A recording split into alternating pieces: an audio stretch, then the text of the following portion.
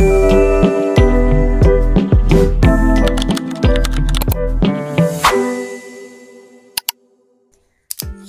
guys! So in today's Vlogmas Day 4, it will be just a sit-down vlog. So magchikahan lang tayo guys, since malapit na ang Pasko.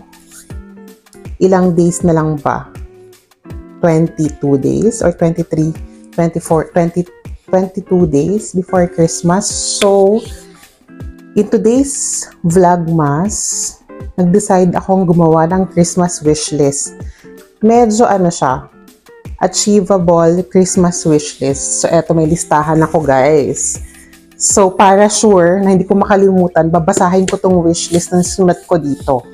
So, first sa wish list ko is yung Instax Mini 12, which is actually nag-grant ko na yung sarili kong wish.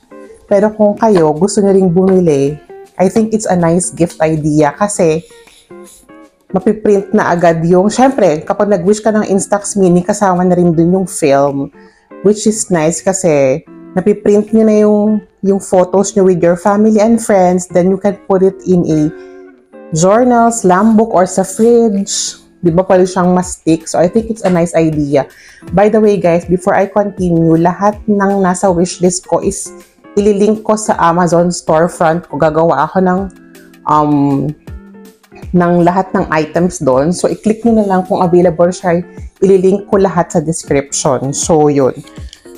Next, syempre yung film, nasabi ko na.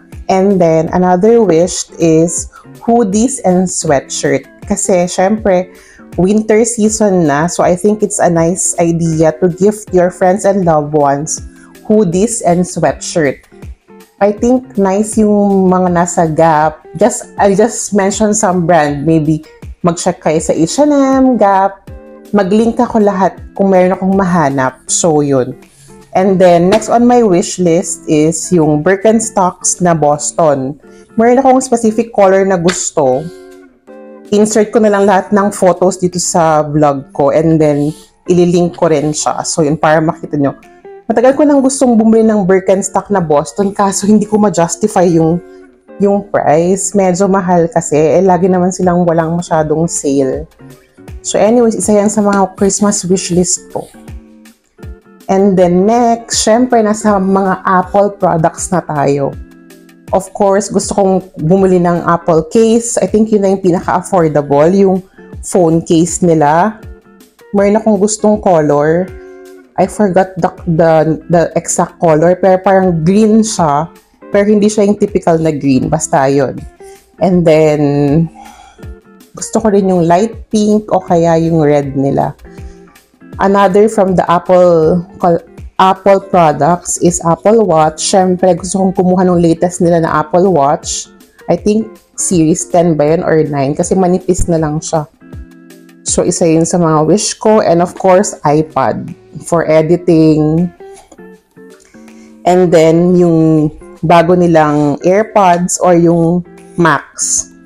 And then, another one from my wish list is DJI Osmo, yung creator package. Kasi parang ang ganda niya. May kasama ng microphone and then feeling ko super crisp and clear ng magiging video. So, syempre, kailangan mag-level up na tayo from phone vlogging.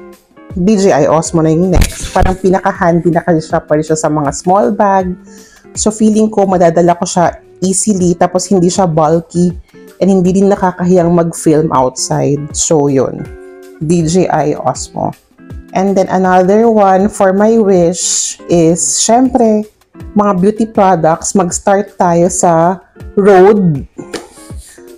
Yung set nila na blusher and lip balm ba yun or lip tint. Gusto ko yung color na Toasted Teddy. Wala lang, feeling ko bagay siya sa skin color ko. Pero gusto ko rin yung parang medyo orangey na pinkish. Yun. Ililink ko na lang or insert ko na lang yung photo dito. I forgot kung ano yung exact pangalan kung anong pangalan nung mismong shade nung blusher. Pero syempre, Rhode, parang wala kasing shop dito. So, I think kailangan mo pa siyang orderin online. So, it will take time. So, kung gusto nyong bilhan yung friends nyo ng Rhode product, kailangan orderin nyo na siya now. So, yun. Another is yung Lush. Gusto ko talaga ng Lush. Super Milk, tsaka yung Sticky Dates, tsaka yung mga shower gel nila. I think that's a nice gift idea as well. Isa yan sa mga wishlist ko. And then, from Benefit, syempre yung Benetint, Lip and Cheek Tint, and yung Hoola Bronzer nila. Gusto ko rin yan. Isa yan sa mga wishlist ko. And then, another beauty product na gusto ko is for the hair. Anything na from the Genesis line. May it be hair oil, hair mask, shampoo, conditioner from Kerastase. So, yun. Another from the beauty item. Actually, wala na. Isa na lang. Perfume. Gusto ko yung La Vie est Belle na perfume. O kaya Armani My Way. Pero yung bigger size. Kasi yung sa akin is maliit. Gusto kong kumuha nung bigger size na refillable kasi parang gusto ko na siyang maging signature scent. So, isa yun sa mga wish ko. And then, syempre, Dyson product, blower, and then gusto ko rin kumuha ng coral kasi mahilig ako mag-iron ng hair kasi syempre, alam niyo naman, kulot yung hair ko. Parang yung coral kasi, wala siyang wire. So, anywhere pwede mo siyang dalhin. So, I think very convenient siya for me and safe siya sa hair. So, okay siya. Yun na, isa rin yun sa mga wish ko. So, kung meron dyang madaming pera, please naman, isama nyo na yun sa mga regalo niyo sa akin. So, and then, another wish is electric toothbrush. Yung maliit lang na pwede mong dalhin for travel. I think that's also a nice idea as a Christmas gift. And then, for gym, gusto ko sanang bumili ng set from Alo. Parang feeling ko kasi halos lahat sinasabing okay daw yung quality.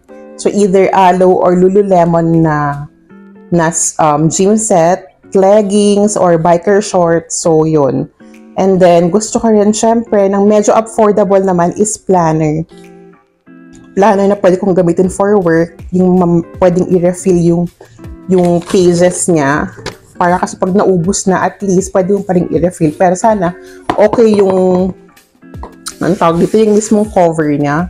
Yung tipong style ng Louis Vuitton na leather na yung ganito. Tapos, pwede mo na lang lagyan ng paper yearly. So, yun. And then, what else? Lastly, nasa wishlist ko, hindi pa last, dalawa pa. Van Cleef bracelet. Ayan, medyo pricey na tayo. Van Cleef bracelet or hikaw. And lastly, nasa wishlist ko is yung Songmont na bag. I think it's called Luna. So, pwede mo siyang gawing, parang na-adjust yung mismong strap niya. So, maganda siya kasi pwede siyang maging handbag, crossbody bag. I think there is lots of ways to use the bag. So, I think isa yun sa pinaka-versatile bag na nakita ko. Plus, good quality and not that much pricey. So, yun lang actually yung wishlist ko. I think naman siya, realistic. Pinakamahal lang is I think yung Van Cleef or I think yun na yung pinakamahal, Van Cleef. Other than that, of course, yung iPad and AirPod Max susunod and then yung Songmont bag. Everything na sinabi ko, I think, and also the Dyson, everything na sinabi ko is below 1,000 dirham na. So, I think it's affordable. And yeah, comment down below guys kung ano yung mga Christmas wishlist ninyo. And if nakatulong yung suggestions ko for Christmas wishlist. And yeah, check out the link. Nilink ko lahat yan sa Amazon storefront ko. Check nyo lang kung meron kayong gusto para hindi na kayo mag-isip or to save time sa pagpili nyo ng mga Christmas gift sa loved ones niyo. So, yun lang for Vlogmas Day 4 and see you on the Day 5. Bye!